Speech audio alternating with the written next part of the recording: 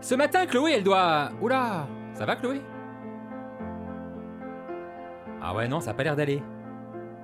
Ah bah non, vraiment pas, même. Mais c'est pas grave, parce que Chloé, elle se prend en main et elle a décidé de consulter son smartphone. Quelques petites questions sympas et en 3 minutes, un diagnostic. Ah bah voilà, Chloé, tu fais une dépression, c'est tout. Ça va mieux du coup, non? Mais si, maintenant qu'on connaît la cause, il n'y a plus qu'à se soigner. C'est pratique quand même. Bonjour, je viens vous voir parce que en fait, j'ai une nouvelle application santé sur mon téléphone et cette application m'a diagnostiqué une dépression. Ça vous fait rire? Ouais. Sympa de se moquer d'une dépressive, à moins que ce soit plutôt sur l'application qu'il tique. Après l'interprétation, il faut toujours se méfier. Chaque cas est différent. Et votre besoin en médicaments, il existe peut-être, mais il n'y a peut-être pas besoin d'aller chercher trop loin. À un moment donné, il faut quand même le conseil du professionnel. Ouais, mais moi j'ai pas interprété puisque le diagnostic est très clair. Visiblement, j'ai une dépression. Bah oui, aucun doute possible, c'est écrit. Savoir si on est dépressif, diabétique ou enrhumé, c'est possible, grâce aux applications santé à télécharger sur son smartphone. Près d'un Français sur 5 les utilise. Il y en a aujourd'hui plus de 100 000 dans le monde, contre 6 000 il y a 5 ans. Un marché de près de 5 milliards d'euros, qui devrait atteindre 23 milliards en 2017. Ah ouais, la santé, ça va. Les applications de santé connectée, c'est des applications qu'on va télécharger sur son smartphone et qui vont permettre soit de suivre un indicateur vital, soit d'examiner soi-même une partie de son corps et d'envoyer éventuellement les résultats au médecin. Donc, il y a plein d'exemples, ça va des applications par exemple qui vont permettre d'analyser son rythme cardiaque simplement en utilisant la caméra du téléphone portable, ça existe. On a une application qui s'appelle Echo, qui est le Shazam du stéthoscope, c'est le Shazam de l'écoute cardiaque, c'est génial, c'est-à-dire vous mettez avec le smartphone, on va pouvoir analyser en fait les différents types de rythmes cardiaques et détecter certaines maladies, comme avec Shazam on détecte des morceaux de musique. Donc il y a des applications qui vont aider les médecins dans leur pratique, il y a des applications qui vont aider les médecins à avoir une relation plus approfondie et plus poussée avec leurs patients et des applications qui vont permettre aux patients de mieux comprendre leur maladie, de mieux comprendre le monde de la santé en général, peut-être aussi de mieux prendre leurs médicaments. Enfin voilà, ça va améliorer clairement la vie des patients et la vie des médecins. Et oui, bienvenue dans l'ère du Quantified Self, la mesure de soi-même. La promesse est claire, grâce à toutes ces applications, vous saurez enfin ce qui cloche ou pas dans votre vie. Mais alors ces applis sont-elles toujours fiables? On les a essayées. Enfin, Chloé en a essayé une au hasard, un test de vue. Résultat, 60% à l'œil gauche, 90% à l'œil droit et un petit compte rendu personnalisé. Ok, on est allé vérifier chez l'ophtalmo. C'est un contrôle ou vous avez un souci? Non, c'est un contrôle en fait parce que j'ai testé ma vue grâce à des applications sur mon téléphone. Et en fait, du coup, je voulais comparer et être sûre avec un ophtalmo. Parce qu'il me dit que je suis pas astigmate sur le... Ils ne peuvent pas le mesurer. Ah oui. Comme ça. D'accord. Ok. Et pour ce qui est du duochrome, qu'est-ce que c'est? Le test de chrome, c'est pour savoir si vous êtes surcorrigé ou sous-corrigé. Je vous l'ai fait à un moment donné en rouge-vert, et vous êtes bien surcorrigé. D'accord, parce que moi, il me dit que vous semblez avoir des difficultés à faire la mise au point. Non, mais ça, c'est à cause de l'astigmatisme. C'est ça que vous faites savoir. D'accord. Il faut la machine avant. Donc en fait, vous en pensez quoi, par exemple, de ces... C'est pour le pistage, donc ça permet de savoir est-ce que vous devez consulter ou pas. Mais ça remplace pas... Bon, astigmate ou pas, difficulté à faire le point. On l'a vu sur les yeux de Chloé, il y a divergence. Mais au final, elle s'en sort pas si mal, l'appli. De là à penser que ces applications pourraient un jour remplacer les médecins? Tiens, c'est vrai ça à terme, on pourrait se passer des médecins? Bon, Joël y pense pas. Bon, c'est vrai, Joël il est médecin.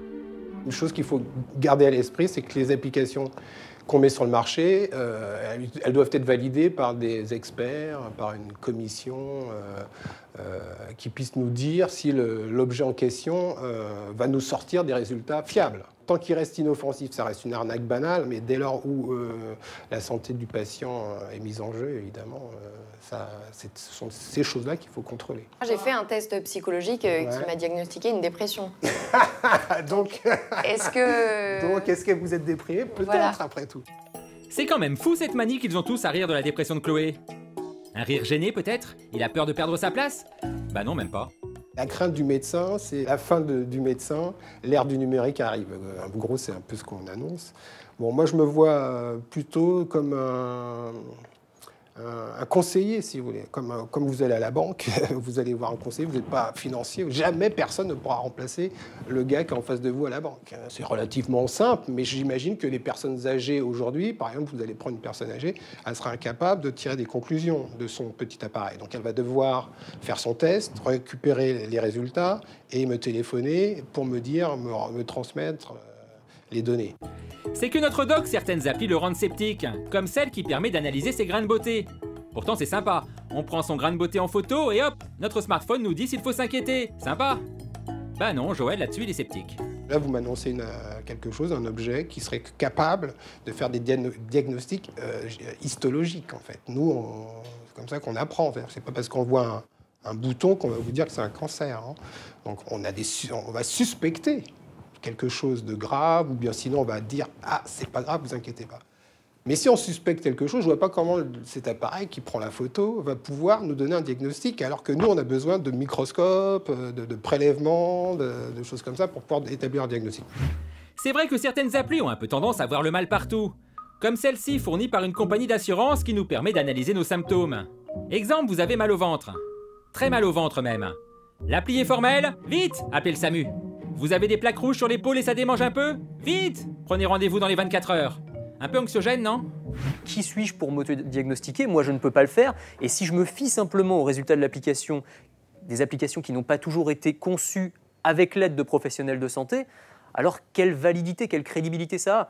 Si c'est pour mettre encore plus le patient dans l'erreur, à ce moment-là, ça ne sert à rien. Autant aller sur des sites hyper anxiogènes comme les forums qu'on a sur Internet, où vous partez avec un petit mal de tête et vous repartez convaincu que vous avez une tumeur au cerveau, alors que pas du tout. Non mais voilà, c'est vraiment Je tousse, j'ai un cancer. Je tousse, j'ai un cancer, c'est ça, je repars directement avec une maladie incurable parce que je suis un tout petit peu hypocondriaque. Et c'est un peu le risque avec ces applications de santé, si elles ne sont pas validées par des médecins et si elles ne s'accompagnent pas ensuite d'une relation plus poussée entre le patient et le médecin. Écoutez le rythme cardiaque de son bébé, arrêter de fumer, soigner sa migraine, apprendre les gestes de premier secours, surveiller son taux de diabète. Ouf, je me sens pas très bien d'un coup là. Mais comment s'y retrouver dans cette jungle de conseils santé? Bah suffit de demander à Guillaume, fondateur d'un site qui évalue justement ces applis santé. Et d'après lui, elles sont loin d'être toutes recommandables. Il y a 17 000 applications médicales en France. Et je vous le disais, nous on en recommande à peine 150. Vous imaginez le nombre de personnes déçues qui ont cherché 10 applis et qui ont arrêté parce qu'ils ne tombaient pas sur la bonne. Quand vous prenez les 150 applications les plus téléchargées en France, 80%, 8 sur 10, n'ont pas de conditions générales d'utilisation. Vous les utilisez, vous ne savez pas ce que vous acceptez ou ce que vous refusez, on ne vous en propose pas. Et pire, 1 sur 2 n'a pas de mention légale. Donc vous ne savez pas qui a fait l'appli, où vont les données, sur quel serveur, dans quel pays, etc. Alors Guillaume et ses amis les ont testés, ces 17 000 applis françaises. Ah ouais, ils ont la santé, hein. Et les ont soumises à tout un tas de critères. Pertinence médicale, taux de satisfaction, protection de la vie privée, éthique. Sur leur site gratuit, ils les évaluent. Et pour nous permettre de nous y retrouver dans les applis, ils vont lancer une appli. Donc c'est l'idée aussi du label ML Quality, c'est se dire arrêtez de chercher dans cette jungle la perle rare que vous souhaitez. Il existe un endroit où vous allez pouvoir trouver des applications certifiées et pertinentes et du coup vous allez pouvoir vous les approprier beaucoup plus facilement. Et c'est pour ça qu'aujourd'hui on prépare une application qui est un store d'applications labellisées. Vous allez pouvoir télécharger notre application. Dedans, il n'y en aura peut-être que 3 pour le diabète, alors qu'il y en a 500 chez Apple. Mais ces 3-là, elles seront réellement pertinentes, elles vous apporteront quelque chose dans la gestion de votre diabète et votre vie privée sera respectée. Parce que quand une application santé est fiable, elle peut faciliter la relation entre le patient et son praticien. Certains médecins les utilisent. C'est le cas du docteur Eric Coué, un médecin connecté donc. Et il croit à cette méthode. La méthode Coué. On s'est aperçu que les dispositifs connectés avec des balances et avec des tensiomètres ont permis, avec un suivi régulier, de diminuer le taux d'hospitalisation de 50% des insuffisants cardiaques. Et vous, est-ce que vous soignez mieux vos patients maintenant que vous êtes connecté à eux? Oui, c'est vrai. On a une espèce de relation qui est assez sympa dans le sens où ils viennent tous les trimestres. Obligatoirement, ils m'envoient leurs données régulièrement. C'est 3 couleurs, c'est du vert, du jaune et du rouge. Obligatoirement, quand c'est du vert, ils vont pas m'envoyer leurs données pour me dire que ça va bien. Quand il y a plusieurs oranges, obligatoirement, ils me les envoient. Puis quand c'est du rouge, ils m'appellent. On est dans l'autogestion du patient, c'est-à-dire que le patient devient un acteur de santé publique. Le fait d'utiliser ces applications permet aux patients de mieux s'auto-gérer. Donc c'est vrai qu'on est passé maintenant dans une médecine qui est plus prédictive, plus préventive et non pas forcément tout curatif. Bientôt, il y aura peut-être une application qui fera que vos consultations, vous les ferez à distance par écran interposé. Ça pourra le faire. Et ça vous gênerait pas? Ça ne me gêne pas. Vous savez, déjà, les patients, ils envoient des mails, ils envoient des photos Instagram, ils m'envoient des tweets. Voilà, il y a une espèce de communication qui doit se faire. Je veux dire, il n'y a pas de limite. Après, bon, il faut faire très attention à la sécurité des données, mais obligatoirement, le flux d'informations, que ce soit en aval, en amont, et sera très importante. Bon, les tweets, on sait pas, mais visiblement, dans certains cas, quelques applications peuvent donc nous aider à nous soigner, notamment dans le cas de maladies chroniques comme le diabète, l'arthrose ou l'hypertension. Le problème, c'est qu'à force de confier sa santé à son smartphone, on risque de développer une autre forme de maladie, une légère addiction. Ah, on va devenir cyberchondriaque? C'est un peu la crainte que j'ai, moi aussi, en bon hypochondriaque que je suis. C'est-à-dire, à force d'avoir des conseils, on ne va finir que par suivre ce que dit le téléphone. Effectivement, mange bien ce légume-là, et puis celui-là, il fait tant de calories. Mais attention, hier, tu as vu le test de tension que tu as fait? Il y a un moment, il faut aussi, je pense, revenir à un tout petit peu de bon sens. Ce sont des outils d'aide pour les patients, c'est vrai, mais à condition de ne pas devenir parano et de ne pas les utiliser tout le temps, à tout moment, et de s'inquiéter pour rien. C'est un outil qui doit nous aider à mieux nous sentir, c'est pas un outil qui doit nous pourrir la vie. Et c'est ça le risque au final. Chloé, elle a bien retenu la leçon. C'est quand même pas son téléphone qui va lui dire si elle va bien ou non. Et elle va déjà beaucoup mieux. J'ai plus de batterie. Ah, mais sinon, Chloé, ça va quand même beaucoup mieux, non? Je peux pas savoir si je vais bien si j'ai plus de batterie. Je crois que je vais pas bien du coup.